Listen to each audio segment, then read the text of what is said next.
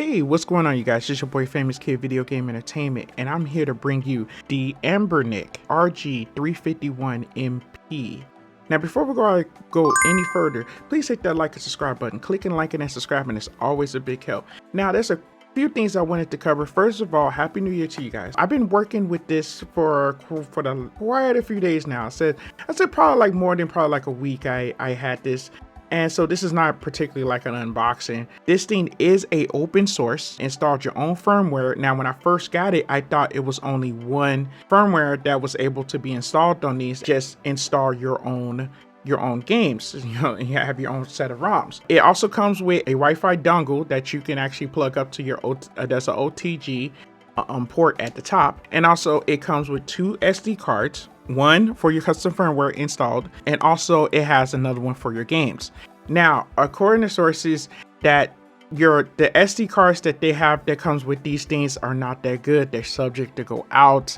They, so what I did, I made sure that I just copied my stuff to to another SD card, so that way I don't lose I don't lose the actual information that they gave me out the box. I wanted to make sure that I have a really good solid SD cards. Good SD cards are your SanDisk or your Samsung. Me, I'm a big fan of Samsung.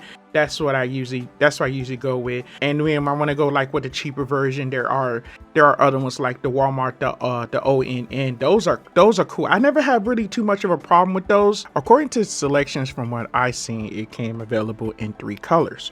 One was black and also blue, and the color that I had decided to get was a mint green. I always see like the blue one out there, and I see like a few black ones that I've seen available that's out there or being reviewed. Out the box, your Emulate. So what I wanted to do before I like jump into anything, I wanted to actually, now this thing could probably play up to PS1 flawlessly without no problem.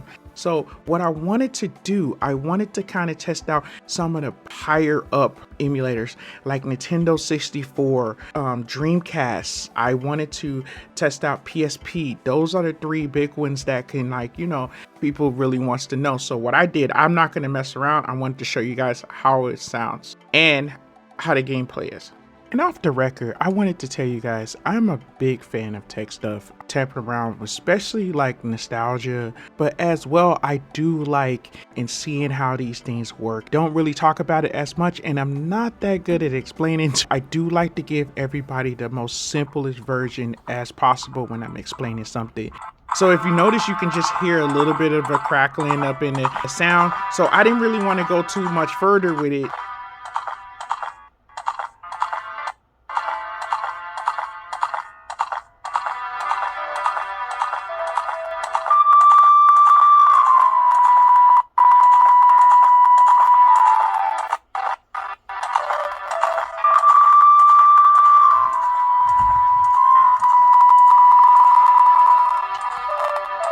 So I wanted to, we're gonna jump into PSP, and I wanted to test out God of War. As you see, some screen tearing, and I didn't even get to the game. There was no start in the game. I wanted to off the back show you guys how this is and everything.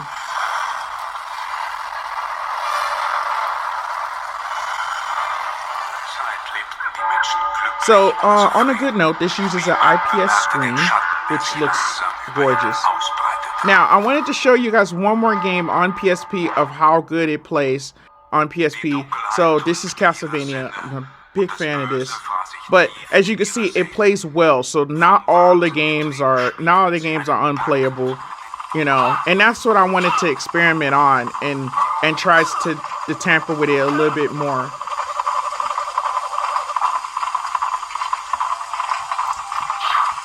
The sound is superb. I like the sound and everything. It's just this is like, far as like the feel of it, it's really solid. It's got a little bit of weight to it. You know that you have it. It's great. It's good.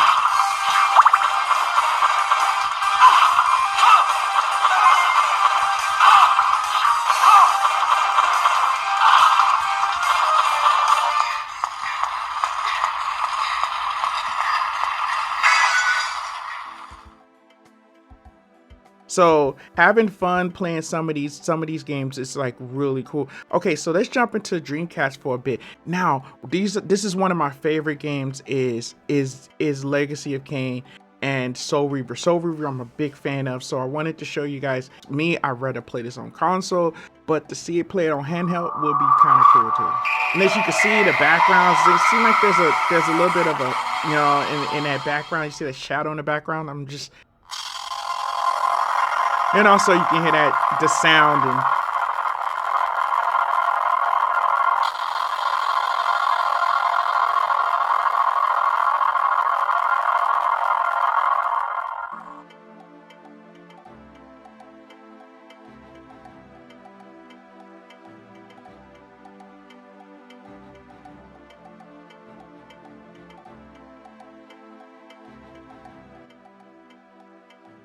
that's pretty cool. Now, the reason why I got one of these is because number one, just like it comes with it, you can actually use it as to where you have an open source. You can update it. You just a lot of things compared to like some of the cheaper ones that I have been getting, and I've been playing with these for a while because, you know, they have the ones, they got the built-in games and you get them and it don't cost that much. And don't get me wrong, you know what I'm saying, like the screen looks good, everything, they plays well, they're responsive. But here's the thing, after a while, the battery power does not last in these things. You can't change out the battery. If you take them apart, they're pretty much, they're soldered on. You have to basically have to install a new battery just to be able to charge these things up there, you know. But if you want something quality, and I mean, I finally just made the decision to get something that's a little bit better. Now, nothing beats over the top like phones. You can grab your phone, grab a Bluetooth controller, put it to the sides. You can grab the Kishi,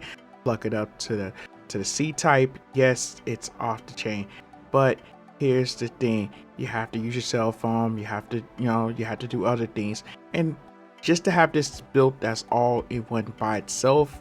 Yes, this is what I've been trying to get, something that's just that one handheld that I have to enjoy the classics like Game Boy, Game Boy Advance, Neo Geo Pocket, Neo Geo just by itself, NES, just handhelds, period. Atari Lynx, oh my goodness, on a beautiful screen. This is such a great deal, such a great deal. Now, moving forward, I was able to install the new firmware, which is 351 Elect.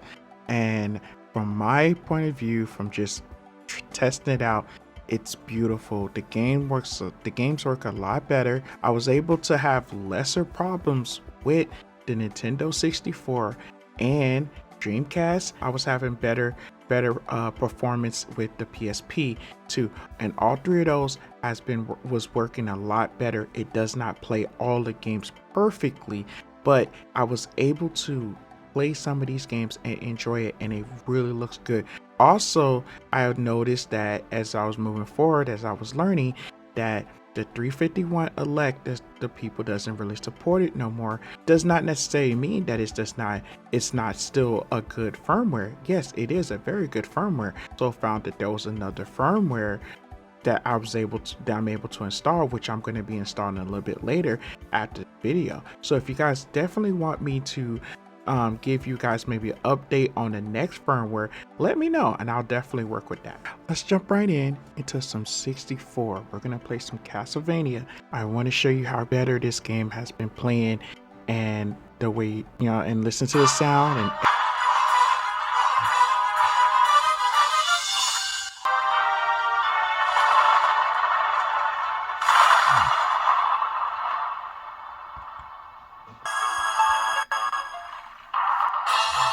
now, as you can see, there's a little bit of like maybe some pixelation and stuff like that that's going on.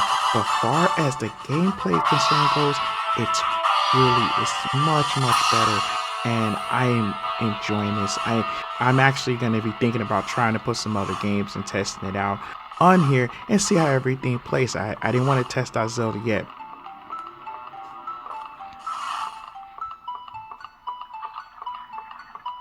Moving right along, we're gonna jump right up into it. One of my favorite games, and this actually just plays superb. It's off the PC Engine CD. Castlevania Dracula X.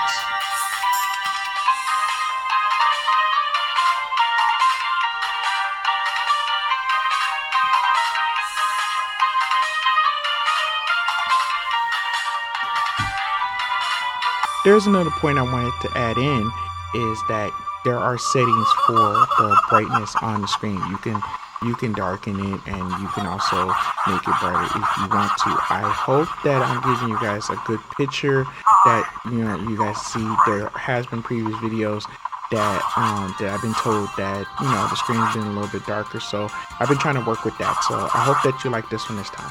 There's a lot of competition when it comes to handhelds on the market. There's the Analog Pocket, there's the Retroid Pocket 2 Plus, that's the AYA or the AYA Neo 21. There's the Steam Deck, which is supposed to be coming out. I don't know when that's coming out, but I know I pre-ordered that.